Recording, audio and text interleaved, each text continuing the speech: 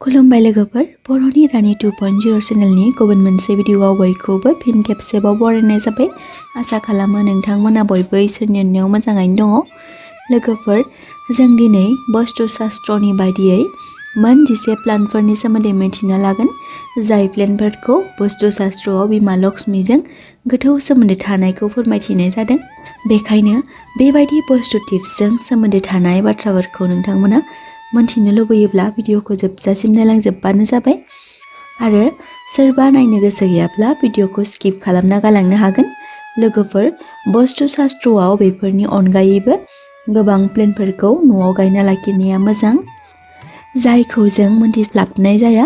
बेनि गेजेरावनो जों दिनै खायसे प्लान्टफोरनि सोमोन्दै सावरायगोन, जायजों बिमा लक्ष्मीया जेब्लायबो गोजोननाय जायोनो।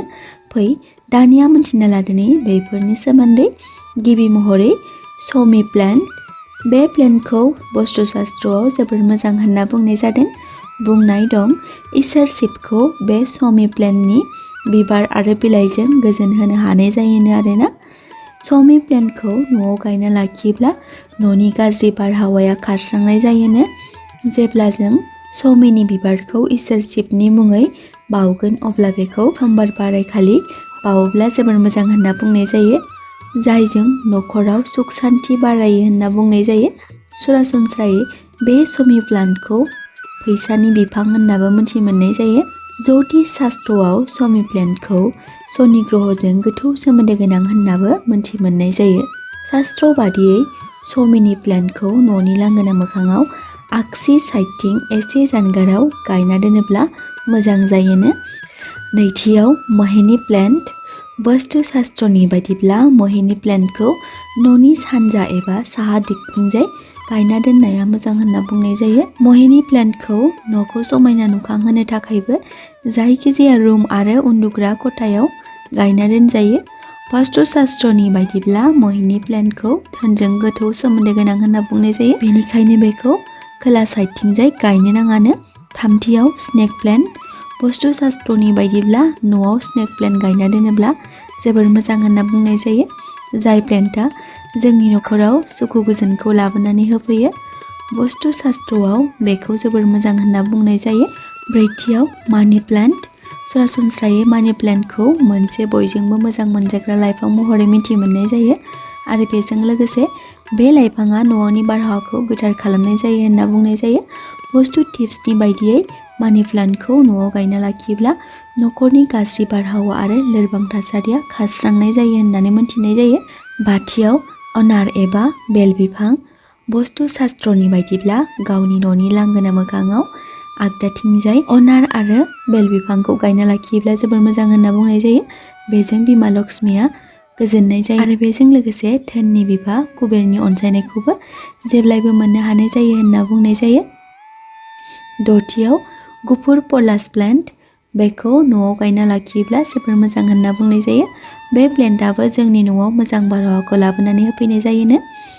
बेखौ न'आव गायना लाखियोब्ला न'खरनि सोद्रोमाफोरनि सावस्रियाबो मोजाङै बारलांनाय जायो होनना मिथिनाय जायो। सरासनस्रायै बेखौ न'नि साहा दिगथिंजाय गायनाया मोजां होनना मिथिनाय जायो। स्निथियाव सुवेरटिया प्लान्ट। बे प्लान्टखौ इसोर गणेशनि बयनिख्रुइबो मोजां मोनजासिनग्रा प्लान्ट होननानै मिथि मोननाय जायो। बेखौ न'आवहाय गायना लाखिना दै होयोब्ला बेनिफ्राय मोजां बारहावाखौ मोननाय जायो होनना बुंनाय जायो। बुंनाय जायोदि बे बिफांखौ फुजा खालामोब्ला सान राजायाबो जोबोर गोजोनोनो आरोना। दाइनथियाव अशक बिफां।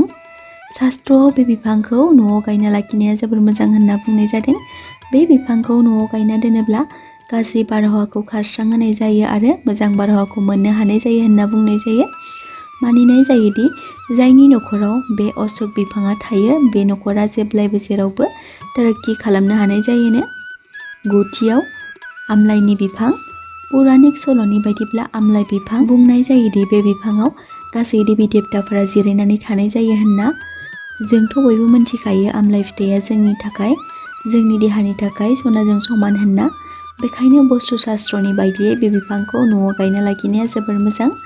जों न'आव बे बिफांखौ गायोब्ला सानजा दिगथिं एबा साहा दिगथिंजाय गायना दोनोब्ला जोबोर मोजां होनना बुंनाय जायो। जिथियाव थुलुंसि बिफां। थुलुंसि बिफाङा जिथियाव थुलुंसि बिफां।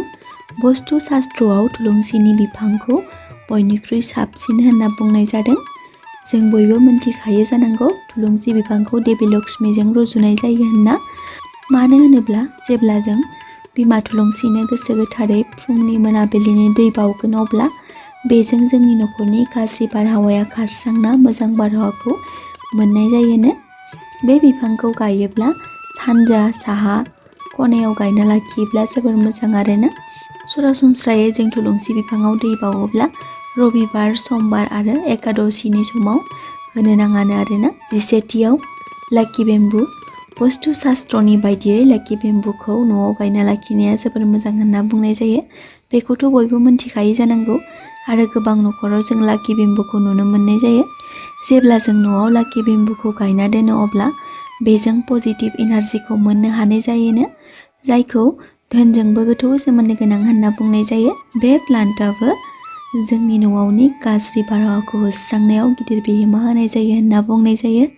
लोगोफोर, जाय बिथांमोना दिनैनि भिडिअखौ जोबजासिम नायजोबलांबाय बिथांमोननि थाखाय आंनि गोसो गोरबोनिफ्राय हाजासे अननाय आरो सिबिनायखौ बावहरनाय जाबाय।